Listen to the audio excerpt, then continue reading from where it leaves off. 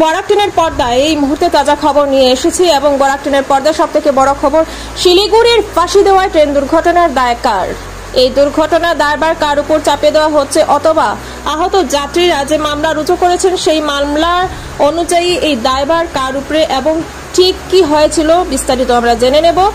এবং আগামীকাল থেকে এই দুর্ঘটনার তদন্ত শুরু হবে বলে জানা যায় এবং কার গাফিলতিতে পুনরায় এই ভয়াবহ রেল দুর্ঘটনা হয়েছিল এবং এখনো পর্যন্ত কোনো কিছু জানা যায়নি। কিন্তু অকেজো ছিল রেল ট্রেকিং সিস্টেমও কি মেমো মানেনি গাড়ির চালক? মালগাড়ির চালক কি মেমো মানেনি নাকি অন্য কিছু? কাঞ্চনজঙ্ঘা এক্সপ্রেসের সাথে এই দুর্ঘটনাটি ঘটেছিল, মালগাড়ির সঙ্গে ধাক্কা লেগে এই দুর্ঘটনা হয়েছিল এবং কি করে সেই ধাক্কা লেগেছিল। এলএচবিহীন কাঞ্চনজঙ্ঘা, 7 বছর পরও দেশের সমস্ত ট্রেনে এলএচবি বগি লাগানো হয়নি, সুরক্ষা কোথায় প্রশ্ন উঠছে। রেলের শূন্যপদ আরটিআই এর জবাব, জুন 2023 অনুযায়ী প্রায় 2,75,000 পদ খালি এখনো রয়েছে। সেফটি ক্যাটাগরিতে শূন্যপদ প্রায় 1,78,000, কোথায় সুরক্ষা? এবং বিস্তারিত আমরা জেনে নেব। প্রাথমিক প্রাপ্ত খবর অনুযায়ী সিগন্যাল মারা হয়নি, অর্থাৎ ট্রেনটি থামানো উচিত ছিল বলে বলা হচ্ছে। আবারও বলছি, কার গাফিলতিতে ফের ভয়াবহ রেল দুর্ঘটনা হয়েছিল সেটা আমরা এখনো পর্যন্ত জানিনি। আগামীকাল থেকে তদন্ত শুরু হবে।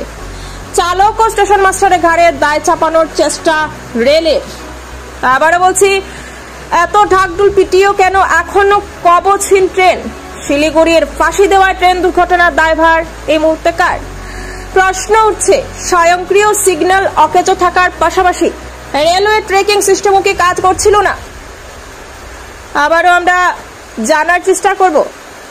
এই সিস্টেমের মাধ্যমে 24 ঘন্টা নজরদারি চালান রেল কর্মীরা, তারপরও কেন এই সিস্টেমে কোনো কিছু সিগন্যাল পাননি? কোন ট্রেন কোন ট্রেকে রয়েছে, দুটি ট্রেনের মধ্যে নির্দিষ্ট দূরত্ব বজায় থাকছে কিনা রেল ট্রেকিং সিস্টেমের মাধ্যমে তা দেখা হয়।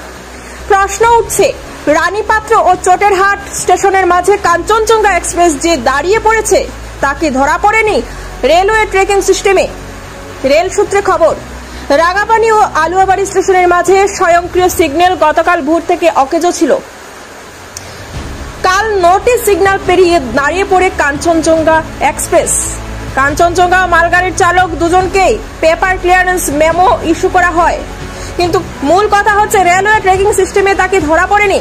কাঞ্চনজঙ্ঘা এক্সপ্রেস নোটিশ সিগন্যাল পেরিয়ে যাওয়ার পর দাঁড়িয়ে পড়ে ওই লাইন ধরেই স্বাভাবিক গতিতে এগিয়ে যায় মালগাড়ি।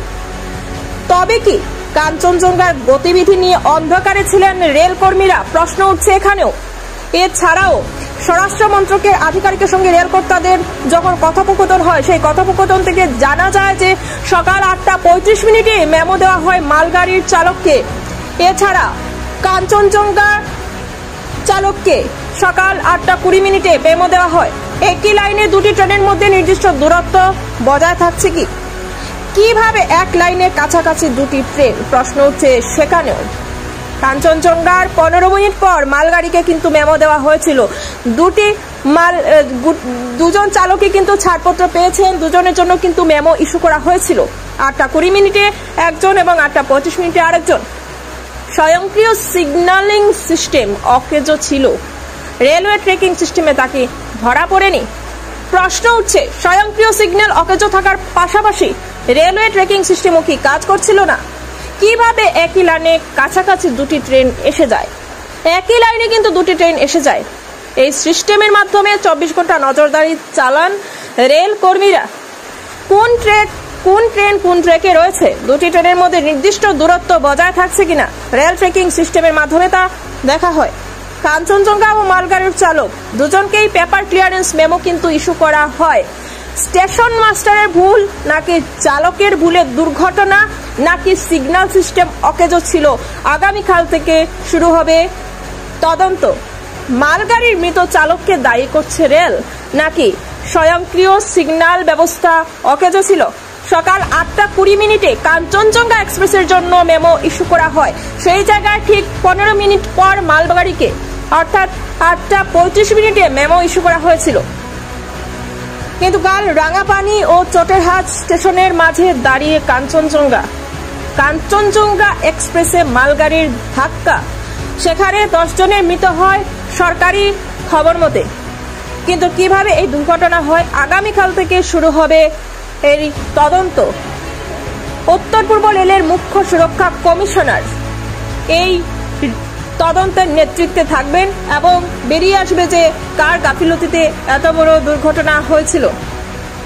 এনজেপি স্টেশনে জিআরপির কাছে অভিযোগ দায়ের করেছেন কাঞ্চনজঙ্ঘা এক্সপ্রেসের আহত যাত্রীরাও।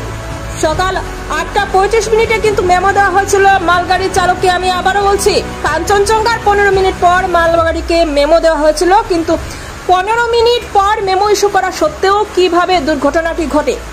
ফাঁসি দেওয়ায় ভয়াবহ রেল দুর্ঘটনায় মৃত 10 এবং আহত হন 60 জন। কি করে একই লাইনে ট্রেন ও মালগাড়ি? দুর্ঘটনার জন্য মালগাড়ি মৃত চালককে দায়ী করছে রেল। স্বয়ংক্রিয় সিগন্যালিং ব্যবস্থা খারাপ ছিল সিপিআর ও পূর্ব রেলের কথা মতে।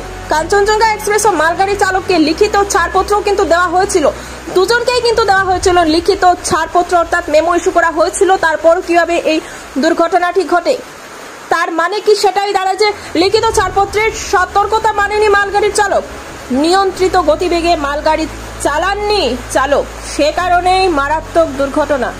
সে খবর আমরা পূর্ব রেল সিপিআরও থেকে জানতে পেরেছি। স্বয়ংক্রিয় সিগন্যালিং সিস্টেম অকেজো ছিল কি? আবারও বলছি, আগামীকাল থেকে শুরু হবে তদন্ত এবং সেই তদন্ত থেকেই বেরিয়ে আসবে পুরো খবর। এবং এই দুর্ঘটনায় আরেকটি শোকের খবর, বালিগঞ্জে একজন ভদ্রলোক মেয়ের জন্মদিনের জন্য তৎকাল টিকিট কেটে একদিন আগে ফিরে যেতেছিলেন এবং সেখানেই ঘটে অঘটন। এই ট্রেন দুর্ঘটনায় মৃত্যু বালিগঞ্জের শুভজিৎ মালি, বয়স 32। কাঞ্চনজঙ্ঘা এক্সপ্রেস মালগাড়ির ধাক্কায় মৃত 10 জন। আবারও বলছি, আগামীকাল থেকে কিন্তু শুরু হবে রেলের তদন্ত এবং এই রেলের তদন্তে থাকবেন উত্তর পূর্ব রেলের মুখ্য সুরক্ষা কমিশনার জনক কুমার গর্গের তত্ত্বাবধানেই হবে এই তদন্ত। দুর্ঘটনা সম্পর্ক তথ্য জানানো যাবে তদন্ত কমিশনে। এনজেপি স্টেশনের এডিআরএম এর অফিসে বসবে এই কমিশন। সুরক্ষা কমিশনারকে চিঠি দিয়েও জানানো যাবে দুর্ঘটনার সকল তথ্য।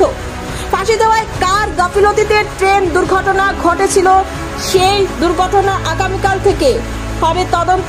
সেই তদন্তের মাধ্যমে বেরিয়ে আসবে যে এই ঘটনাটি কিভাবে ঘটে। উত্তর পূর্ব রেলের মুখ্য সুরক্ষা কমিশনার জনক কুমার গর্গের নেতৃত্বে, জনক কুমার গর্গের তত্ত্বাবধানে হবে এই তদন্ত বলে এখনো পর্যন্ত জানা যায়।